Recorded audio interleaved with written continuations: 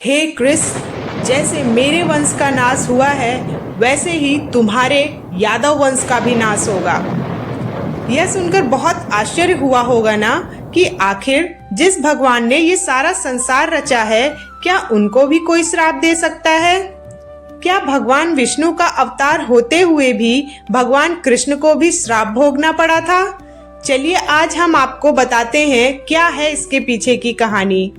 तो यह बात उस समय की है जब महाभारत युद्ध खत्म हो चुका था।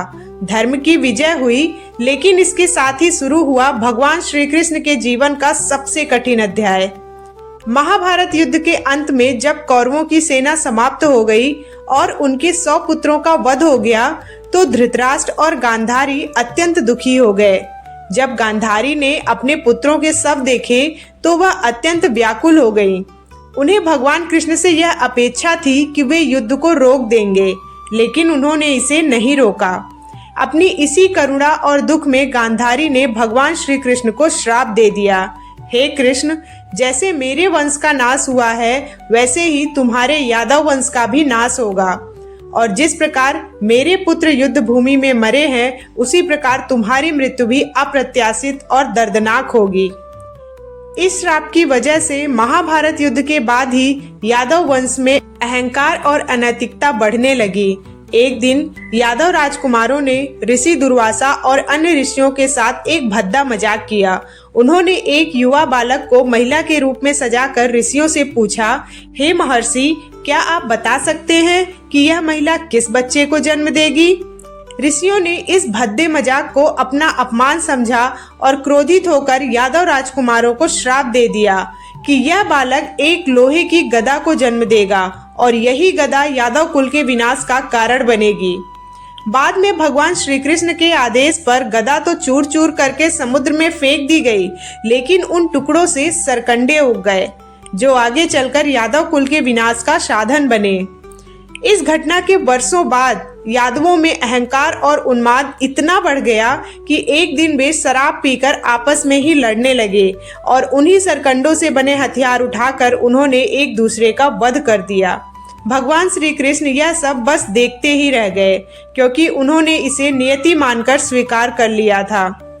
यादव वंश के विनाश के बाद भगवान श्री कृष्ण द्वारका छोड़कर प्रभास क्षेत्र चले गए। उन्होंने अपने बड़े भाई बलराम को समाधि लेते हुए देखा और महसूस किया कि अब उनका भी इस पृथ्वी से जाने का समय आ गया है। भगवान श्री कृष्ण एक पीपल के पेड़ के नीचे विश्राम करने के लिए लेट गए। वे अपना एक पैर दूसरे घुटने पर रखकर शांत मन से ध्यान में लीन हो गए। उसी वक्त उस वन में एक जरा नाम का शिकारी रहता था। वह शिकार करने के लिए ही निकला हुआ था। जरा ने जब दूर से भगवान श्री कृष्ण के पैर देखे तो उनके पैर उसे हिरण के कान जैसा प्रतीत हुआ। उसने बिना ध्यान दिए अपनी धनुष से एक तीर चला दिया। तीर जाकर सीधा भगवान श्री कृष्ण के पैर के तलवे में लग गया। जब जरा पास आया और देखा कि उसने हिरण के बजाय भगवान श्री कृष्ण को तीर मार दिया है तो वह अत्यंत दुखी हो गया। भगवान के चरणों में गिर गया और क्षमा मांगने लगा। भगवान श्री कृष्ण ने जरा को शांत किया और मुस्कुराते हुए कहा, हे जरा, यह सब पूर्व नियोजित है। तुम्हारा यह कार्य मेरे अवतार की समाप्ति का माध्यम था। इसमें तुम्हारा कोई दोष नहीं है। तुमने केवल अपने कर्म को पूरा किया है। भगवान ने उसे बताया कि यह घटना उनके पूर्व जन्म की एक लीला का परिणाम है। वास्तव में जरा अपने पूर्व जन्म में बाली था, जिसे भगवान विष्णु के राम अवतार ने ही छिपकर तीर मारकर मार डाला था। बाली ने मरते समय भगवान राम से पूछा था कि आप जैसे धर्मज्ञानी और मर्यादा पुरुषोत्तम ने आखिर मुझे छिपकर क्यों मारा? तब भगवान राम ने उत्तर दिया था कि बाली, यह तुम्हारे कर्मों का फल था, लेकिन मैं वचन देता हूँ कि अपने अगले अवतार में तुम्हारे द्वारा मैं अपने कर्म का फल भोगूंगा। और जरा ने वही भूमिका निभाई। जब तीर भगवान श्री कृष्ण के पैर में लगा तो उन्होंने इसे सहर्ष स्वीकार किया।